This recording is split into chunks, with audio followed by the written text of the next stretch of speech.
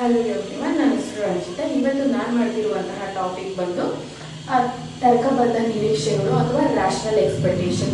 ಈ rational expectation ಮೇಲೆ 2023 ಮತ್ತು 24 ಎರಡು ಪೇಪರಲ್ಲಿ ನಾವು ಗಮನಿಸ್ಬೋದು. ಎಕನಾಮಿಕಲಿ KCET ಅಲ್ಲಿ ಬಂದಿದೆ. ಈ ತರ್ಕಬದ್ಧ ನಿರೀಕ್ಷೆಯನ್ನ ಯಾರು ಮೊದಲ ಬಾರಿಗೆ ಕೊಟ್ರಪ್ಪ ಅಂತ ಅಂದ್ರೆ ಜಾನ್ ಎಫ್ ಮತ್ ರವರು ಕೊಡ್ತಾರೆ. ಮತ್ತು ಅಂತ ಕರೀತಾರೆ ಅಥವಾ ಮುತ್ ಅಂತಾನೂ ಸಹ ಕರೀತಾರೆ.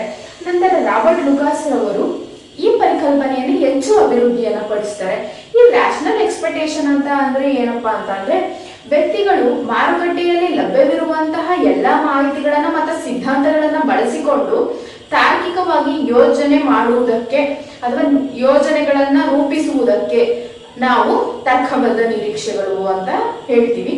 ನಂತರ ಇದರ ಅಸಂಪ್ಷನ್ ನೋಡೋದಾದ್ರೆ ಫೋರ್ಕಾಸ್ಟಿಂಗ್ ಆರ್ ಅನ್ಬಯಾಸ್ಡ್ ಅಂತ ಅಂದ್ರೆ ನಾವು ಮುಂದೆ ನಿರೀಕ್ಷಿಸುವಂತಹ ಯಾವುದೇ ಒಂದಾಗಿರ್ಬೋದು, ನಿರುದ್ಯೋಗ ದರ ಆಗಿರ್ಬೋದು ಅಥವಾ ಆದಾಯದ ಪ್ರಮಾಣ ಹೆಚ್ಚಾಗುತ್ತೆ ಅನ್ನೋದಾಗಿರ್ಬೋದು, ಈ ತರ ಫೋರ್ಕಾಸ್ಟಿಂಗ್ ಮಾಡೋದು ಯಾವುದೇ ಪಕ್ಷಪಾತದಿಂದ ಕೂಡಿರೋದಿಲ್ಲ, ಅದು ಅನ್ಬಯಾಸ್ಡ್ ಆಗಿರುತ್ತೆ ಅಂತ ಹೇಳ್ತೀವಿ. ನಂತರ ಲರ್ನ್ ಫ್ರಮ್ ಪಾಸ್ಟ್ ಟ್ರೆಂಡ್ಸ್ ಅಂದ್ರೆ ಹಿಂದಿನ ಘಟನೆಗಳಿಂದ ಅಥವಾ ಹಿಂದೆ ಏನಾಗಿ ಹೋಗಿದೆ ಆ ಘಟನೆಗಳಿಂದ ಕಲಿತಾರೆ ಅಂತ. ಮತ್ತೊಂದು ಆರ್ಥಿಕ ಸಿದ್ಧಾಂತಗಳಿಂದ ಕಲಿಯುತ್ತಾರೆ.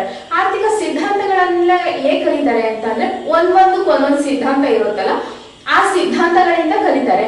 ನಂತರ ಆರ್ಥಿಕತೆ ಹೇಗೆ ಕಾರ್ಯನಿರ್ವಹಿಸುತ್ತಿದೆ, ಮತ್ತೆ ಸರ್ಕಾರದ ನೀತಿಗಳೇನು, ಮತ್ತೆ ನಿರುದ್ಯೋಗದ ಪ್ರಮಾಣಗಳೇನಿವೆ, ಒಟ್ಟು ಉತ್ಪಾದನೆ ಎಷ್ಟಿದೆ, ಇವುಗಳು ಆರ್ಥಿಕತೆಯ ಮೇಲೆ ಹೇಗೆ ಪರಿಣಾಮವನ್ನು ಬೀರ್ತವೆ, ಮತ್ತೆ ಆರ್ಥಿಕ ಛಲಗಳು ಹೇಗೆ ಇದರಿಂದ ಬದಲಾವಣೆಯಾಗುತ್ತವೆ ಎಂಬುದನ್ನು ಅರ್ಥ ಮಾಡಿಕೊಳ್ಳಲು ಸಹಾಯವಾಗುತ್ತದೆ ಎಂಬುದನ್ನು ನಾವು ಗಮನಿಸಬಹುದಾಗಿರುತ್ತದೆ.